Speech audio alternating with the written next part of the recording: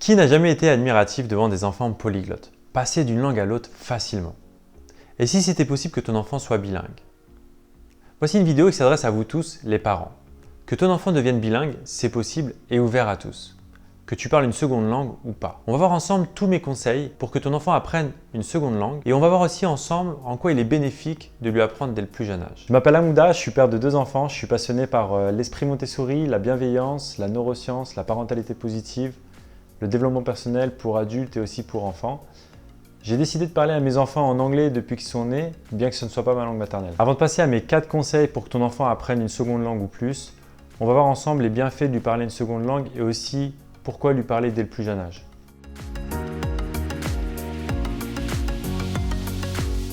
Ce sera un acquis aussi presque naturel. Il aura l'impression d'être né avec la connaissance de plusieurs langues, de une, 2 langues ou voire plus.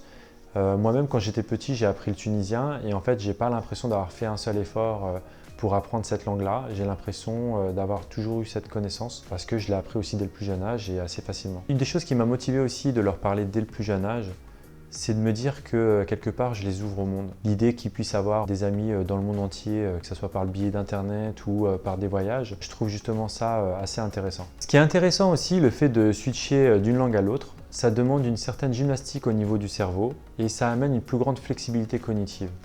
Il faut savoir que certaines études démontrent aussi le fait que ça donne des facilités au niveau mathématique. Pas besoin que je te rappelle aussi que ça peut être un grand plus dans le milieu professionnel. On ne sait jamais, demain il peut avoir des opportunités au niveau de son travail ou de ce qu'il a envie de faire dans la vie. Apprendre une seconde langue aussi, c'est un voyage culturel, c'est quelque part apprendre aussi la culture du pays.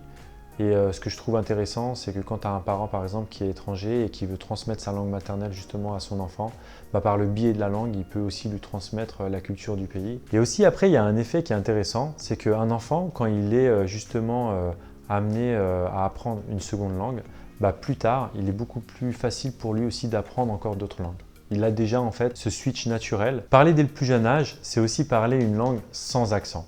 Il faut savoir qu'il y a certaines langues comme le russe, le chinois, l'arabe, où en fait certaines prononciations de sons, si elles ne sont pas acquises dès tout petit, il est extrêmement difficile de les apprendre adultes. On va voir ensemble mes 4 conseils pour aider ton enfant à parler une seconde langue.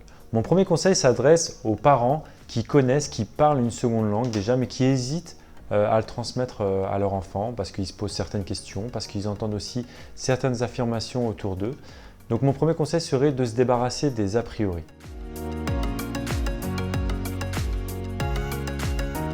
Une des questions qu'on peut se poser, c'est de se dire, est-ce que ça va marcher? Est-ce que ça vaut le coup de faire l'effort pour qu'au final, il ne parle pas? Et ce qui m'a motivé, c'est de me dire qu'il n'y a rien à perdre. Au pire, il aura appris quelques mots. Au mieux, il parlera et connaîtra une autre langue. Un a priori aussi qu'on entend souvent, c'est est-ce que le fait de parler une autre langue ne va-t-il pas le freiner dans l'apprentissage du français? Est-ce qu'il ne va pas avoir des troubles du langage? Est-ce qu'il ne va pas rentrer à l'école maternelle avec des lacunes et des difficultés pour parler le français? Ce sont des mythes du siècle passé. Heureusement qu'aujourd'hui, il y a la neuroscience pour démontrer complètement le contraire. En pratique, autour de moi, il y avait des jeunes, des enfants qui parlaient jusqu'à 4 langues de manière très fluide. Ils switchaient d'une langue à l'autre sans problème. Avec mes enfants, ma fille qui a un peu plus de 5 ans et mon fils qui a un peu plus de 3 ans, parlent avec leur mère en français et avec moi en anglais. Et ils switchent d'une langue à l'autre extrêmement facilement, il n'y a aucun problème. Le vocabulaire, la richesse du vocabulaire, la syntaxe, en fait, tout dépendra de ce que toi, tu vas leur apporter. Comment tu vas communiquer avec eux. Si tu vas développer justement beaucoup de vocabulaire, une grande richesse de vocabulaire, etc., eux, ils vont suivre derrière. C'est aussi simple que ça. Ce n'est pas le fait de parler une langue ou l'autre qui vont les ralentir. C'est juste toi, ce que tu vas mettre.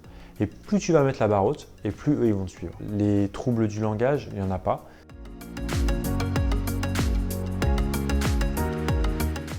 Il faut comprendre en fait ce qui motive un enfant à communiquer. Il faut savoir que depuis la nuit des temps, lui, la seule chose qui l'importe, c'est comprendre et se faire comprendre. En soi, qu'il parle français ou une autre langue, lui, il s'en fout.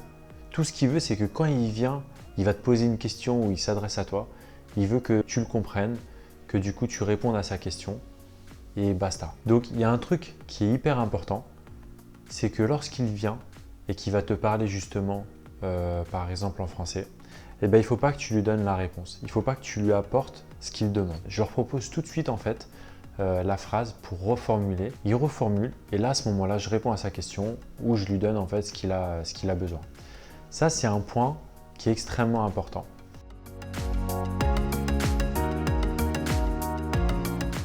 Quand j'avais ma fille en fait qui venait vers moi et qui me parlait ou qui me posait une question en français, du coup, je lui demandais de reformuler en anglais. Je peux te dire que entre l'âge de 3 ans et demi et 4 ans, donc ça a duré à peu près 6 mois, il y avait une période où elle me répondait et elle me parlait quasiment qu'en français. À ce moment-là, j'étais limite désespéré. Je me suis dit, en fait, tout l'effort que j'ai fait, ça ne sert à rien. Finalement, elle me répond tout le temps en français et je ne sais pas en fait si ça marche vraiment. Sauf que je ne me suis pas découragé et ce que j'ai fait à ce moment-là, c'est qu'à chaque fois qu'elle me répondait en français ou qu'elle me parlait en français, je lui proposais de reformuler en anglais. Et donc elle le faisait parce que justement elle voulait avoir la réponse à sa question ou obtenir ce qu'elle a. Donc je l'obligeais en fait à reformuler en anglais. Et donc elle faisait. Après ça devenait un automatisme. Et petit à petit elle me ressortait en fait les phrases en anglais avec un autre vocabulaire, une autre syntaxe. Et après ces 6 mois-là, il y a eu un déclic. D'un seul coup, elle a fait que me parler en anglais. Et là franchement j'étais super content. Avec mon fils qui a un peu plus de 3 ans, j'ai pas eu du tout ce problème-là. Lui, même quand il connaissait que 4 mots, les 4 mots qu'il me disait, c'était en anglais. C'est une étape qui est hyper importante. En fait, l'enfant, lui, il va chercher la facilité. Par exemple, dans la maison, moi, je parle avec ma femme en français, ma femme leur parle en français, donc la langue qu'on entend le plus, c'est le français. Et donc, du coup, la facilité va être forcément de parler français. Mon troisième conseil s'adresse aux parents qui parlent peu une langue ou pas suffisamment pour leur parler tout le temps. Moi, tu sais, je parle suffisamment anglais de manière fluide pour parler au travail ou lorsque je pars à l'étranger. Et pourtant, il m'arrive tout le temps de découvrir de nouveaux mots avec mes enfants. C'est pas quelque chose justement qui va me freiner. Je te donne un exemple. Je vais discuter avec eux et il y a un mot en fait que je connais pas. C'est pas quelque chose qui va me bloquer. Pourquoi? Parce qu'en fait, je vais faire toute la phrase en anglais. Le mot en question que je connais pas, je vais le dire en français. Si j'ai le temps, je regarde tout de suite sur mon téléphone.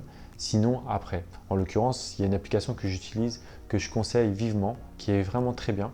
C'est l'application Lingway. Pourquoi? Parce qu'en fait, elle ne te donne pas juste la traduction du mot, elle te donne la traduction du mot dans différents exemples de phrases. Parce qu'on sait que voilà, le même mot, tu peux le dire de différentes manières. Donc ça, je trouve que c'est quelque chose qui est intéressant. Donc si tu veux, ne bloque pas sur ça. Si par exemple, tu n'as pas tout le vocabulaire, c'est pas grave. Dis la phrase dans la langue en question. Le mot que tu connais pas, tu le dis en français, c'est pas grave. Et ensuite, tu regardes et tu vas en rediscuter justement avec ton enfant. Et du coup, tu vas le dire après avec le bon vocabulaire. Et ça, c'est justement quelque chose que je trouve qui est génial parce que te motiver à faire ça fait que toi-même, tu vas apprendre des mots, tu vas apprendre encore plus la langue et tu vas pouvoir le transmettre à ton enfant. Et là, à ce moment-là, c'est magique. C'est magique parce que tu évolues avec lui. Quand tu connais peu une langue, tu peux aussi te dire, ok, je vais essayer de l'apprendre encore plus. Du coup, tu vas te former, tu vas te développer aussi. Et par ce biais-là, tu vas transmettre aussi à tes enfants. Je trouve que c'est ça qui est magnifique aussi quelque part. C'est le fait que toi, tu vas apprendre plus pour pouvoir transmettre plus. Et le rôle de parent, quelque part, il devient intéressant quand il arrive justement à ce niveau-là aussi. J'ai décidé quand même de faire des formations en anglais. Et du coup, ça m'a apporté encore plus de vocabulaire, plus de richesse que j'ai pu transmettre et que je peux transmettre aussi à mes enfants. Ensuite, pose-toi les bonnes questions. Comme je te disais tout à l'heure, tu n'as rien à perdre. Imagine que tu apprennes à ton enfant un mot par jour. Combien de mots il connaîtrait à 2 ans, 5 ans, 7 ans? Mon conseil dans ce cas, si tu n'es pas suffisamment à l'aise pour parler avec lui tout le temps, tu peux décider en fait d'un endroit précis ou un moment précis de la journée où tu décides avec lui de parler que cette langue-là. Mais bien sûr, cet endroit, il faut que ça soit toujours le même. Par exemple, je ne sais pas, vous décidez dans la voiture de parler que cette langue-là, et dans la voiture, on va communiquer que par cette langue-là. Ou sinon, à table, du coup, on va parler que cette langue. Ou sinon, dans sa chambre, ou à un moment sinon de la journée. Bref, tu m'auras compris, à un moment donné où, voilà, on va parler que cette langue-là. Et c'est pas grave, au moins, tu n'auras pas parlé avec lui toute la journée, mais tu leur as déjà apporté un plus. Il y aura en fait ce côté un peu intéressant aussi.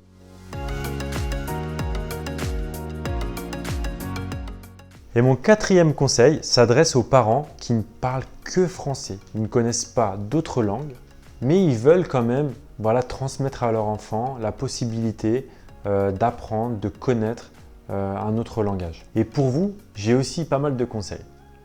Le premier serait bien sûr de se dire que tu peux très bien lire des livres dans la langue que tu souhaiterais lui transmettre. Il faut savoir qu'aussi il y a des organismes de nounous qui proposent des intervenants natifs étrangers et qui du coup ils vont parler avec ton enfant dans la langue étrangère tout le temps. Donc ça c'est un truc qui est pas mal aussi. Il y a des crèches aussi qui proposent justement de parler avec ton enfant une autre langue. Pour ceux qui sont un peu plus grands aussi, faut savoir qu'il y a pas mal d'organismes qui proposent donc des colonies bilingues où du coup ton enfant va pouvoir parler aussi une autre langue. Et ce qui est sympa, c'est que du coup il va être obligé de parler cette langue-là et il va concilier aussi le jeu et l'apprentissage de la langue.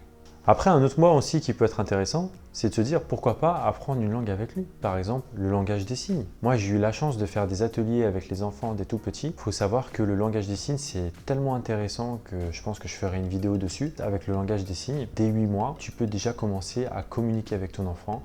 Il peut exprimer aussi certaines situations, certaines choses. Tu peux t'amuser à faire des comptines avec lui en langage des signes. C'est aussi une langue, c'est un plus, c'est un truc que toi tu peux apprendre. Et apprendre avec lui aussi, ça peut être sympa. La magie avec ce genre d'initiative, c'est de pouvoir apprendre avec ton enfant, évoluer avec lui. Moi, je trouve ça génial. Un autre point aussi qui peut être intéressant, c'est aussi de suivre par exemple des chaînes YouTube dans la langue souhaitée. Je sais pas, moi par exemple, admettons que ton fils aime bien le skate, bah pourquoi pas regarder une chaîne YouTube avec un YouTuber qui parle de skate dans la langue en question. Moi par exemple j'aime bien la pâtisserie, tu vois, et bah je peux très bien aussi regarder des chaînes YouTube de pâtisserie en anglais. Du coup bah, je concilie les deux, le fait du plaisir de pâtisser et en plus l'apprentissage aussi de la langue. J'ai une amie aussi qui m'a partagé, en fait c'est une mère et fille, donc sur YouTube ils ont fait leur chaîne, ils font aussi des formations par rapport à ça. Et donc en fait la fille raconte des histoires en anglais et en fait ce sont des histoires qui sont assez courtes, où du coup elle va mettre à chaque fois un nouveau vocabulaire, elle va insister sur ce vocabulaire, le répéter. Et je pense que ça peut être un bon apprentissage. Bon, tu sais que je ne suis pas très fan des écrans et télévision pour les enfants. Mais voilà, si ton enfant, lui, regarde de temps en temps l'ordinateur ou le téléphone, ou il est un peu plus grand, bah, du coup, je pense que ça peut être aussi un truc sympa pour apprendre l'anglais en l'occurrence. Je pense que tu verras aussi, il y a plein d'autres youtubeurs qui font le même genre de choses dans les autres langues, en fait. Et ça peut être sympa aussi. Donc voilà, en conclusion, tu l'auras compris, nos enfants sont des éponges. Mais encore faut-il les exposer, leur proposer des contextes variés. Dis-toi qu'il faut juste leur proposer les choses et tu verras, c'est magique. Tu seras surpris par la capacité justement et la facilité d'apprentissage. Alors partage cette connaissance avec. Dis-toi que c'est comme un trésor en fait que tu as et que tu peux justement avoir la possibilité de lui transmettre ce trésor-là. Ils sont capables d'apprendre de manière exponentielle. On sous-estime tellement la capacité de nos enfants. Donc il faut juste proposer à tes enfants et tu verras, c'est magique. Donc voilà, j'espère que cette vidéo t'a plu, qu'elle te motivera du coup à parler à ton enfant une autre langue. Et n'hésite pas à t'abonner si tu veux recevoir d'autres vidéos du même style.